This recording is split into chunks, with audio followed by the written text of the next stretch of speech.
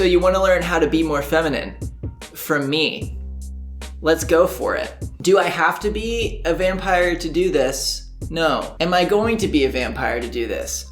You betcha. I find it kind of funny that I've been asked a question like this. Kind of funny in like a nice way. I suppose it's indicative of some progress that I've made in my life. Sure, I'll take it. Nice feelings, happy response, haha. But all of this being femininity, is still very new to me. I was having a conversation earlier today that I only just dyed my hair black about a year ago. And that was like a step in the direction of not necessarily like femininity exclusively, but just like in taking ownership of like what I want to look like in this world. And that kind of led to other things that led to me, I'm going to start wearing makeup here and there. So to be seen as an expert of sorts a year later on that is kind of interesting to me. I think one thing that for me has been like extremely empowering as I've kind of come into myself as a non-binary individual has been just the acceptance of the fact that things don't have to belong to a certain gender. Ideas and themes don't have to belong to a certain gender. I know a lot of us kind of intellectually know this. I've been kind of espousing as much for years now. But it really is interesting. I just remember another experience I had relatively recently in my life where I met like a family that came into where I work and they had a little girl with them and her name was Connor. And I was like, whoa! Seeing something like that, like in my real life, helped me to kind of unmarry all of these expectations that the gender of my name brought. Why am I talking about this? Why am I saying this kind of stuff? Well, because I think femininity is not so simple. I think, for me, what has been happening is I've not been deliberately trying to, like, be femme.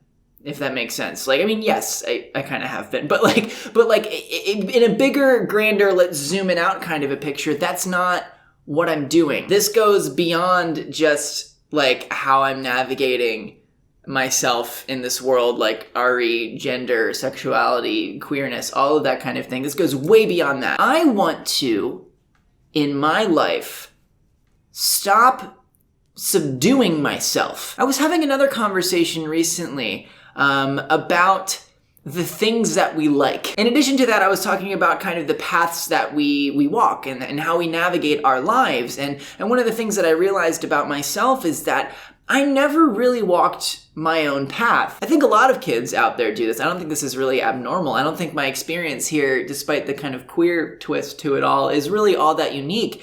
I basically did like I thought I was supposed to do for my whole life. That was what I did. If I sensed that something that I was doing or something I was enjoying was something that was maybe frowned upon or not talked about or something that I was made to feel was wrong in some ways, I wouldn't do it. I would stop doing it. I've always wanted to be pretty and to experience prettiness and pretty things and that. And it's taken me 25 years of life to actually put things in place and to actually go after things I like and the things that make me feel good. I could sit here and I could mourn the years lost.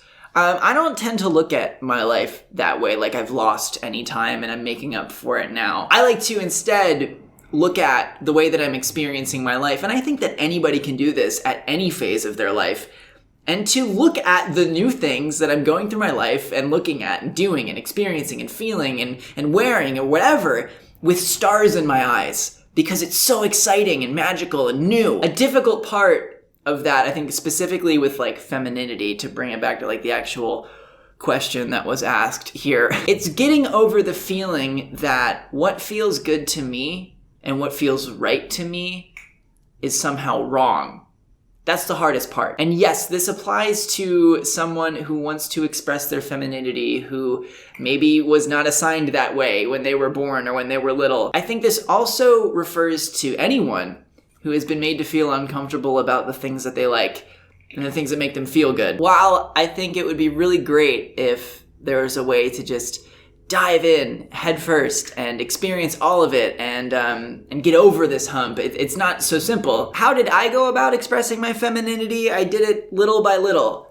That's pretty much all it took for me, just doing it little by little. It's a process that started like 5 years ago when I bought my first pair of skinny jeans, something that for some reason I associated femininely, and because I associated it femininely, I associated it wrong. But it felt right, and I said, this is a step that I'm willing to make for myself. It's a very tiny step, but it was a step. A little over 2 years ago, I took the step of, and it's a very long step, but it's a step of saying, I want to grow my hair out long. I bought eyeliner for the first time, just a little eyeliner, and I would wear it every couple of months, and I felt good, and it felt right. I didn't just start buying dresses, and I still have never bought a dress or anything like that. I didn't just dive into this kind of stuff and overwhelm myself to the point of just this like shame and fear and everything. I took my time, and I'm really grateful that I did that. It's made this process into something that I really, really enjoy. Flashback again, about a year, I dyed my hair black. I took control over my appearance in a way that I never had before. I bought makeup for Halloween. That was the first time I'd ever bought like eyeshadow or anything like that. And I did makeup on myself for Halloween with my gender and with femininity. I've found a lot of joy in just seeing what my comfort zone is and pushing it just a little bit.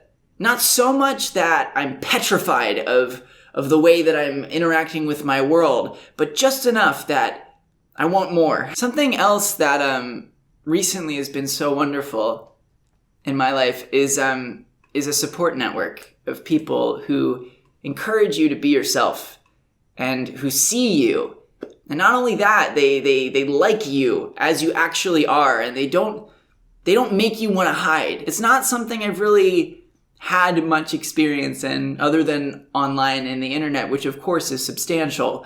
I don't know, but having people in your life who see you is really cool and really special, and I'm getting emotional. I recognize there's an element of privilege in saying that because not everybody has that. And if you don't have that, that's what this space is. That's what I'm doing here. That's why I'm just being silly and I'm wearing vampire teeth and just being, let's talking about this kind of stuff, because I want everyone to get over the shame they feel in being themselves. I don't really care if you're queer, if you're not, if you're mentally ill, if you're not. However it is that you're walking through this life and experiencing it, I just want you to own yourself, And I want that for myself too. And that's why I want it for y'all, because I want it for myself. It's not entirely selfless. There's some selfishness in there because I want to own the space I occupy. Occasionally, I'll meet somebody who has watched a video of mine or something, and they'll talk about how they felt, in response to it. And sometimes I find people shocked when I say, I feel the exact same way about it because, this kind of a space has been critical for me.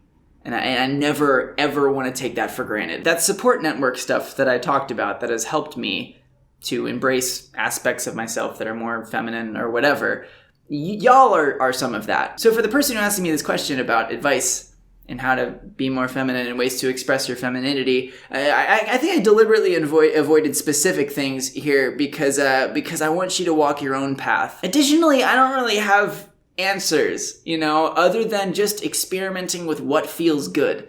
That's pretty much all that I can advise. But something else that I can't really stress enough is seeking out those spaces, whether in your life or online or wherever you can find them, that make you feel empowered to reach for another level within yourself and to show that level externally. Like those kinds of communities and people are so special, and I want everybody to experience that. And I promise, I think for anyone out there, I promise that you get more and more confident as you go. And I'm still not there yet. I'm still really not there yet. Something I really want to work on is asserting myself and correcting people when they maybe use incorrect pronouns or misgender me in a certain way. I want to get to a point where I own myself enough where I can, not necessarily in a bitter or a mean way, but lovingly correct people and say, no, this is actually how I see myself, and I want to let you in on that.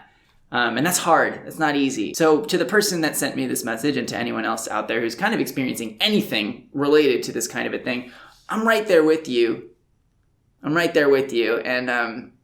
that's something that I cherish. I think I've rambled emotionally enough.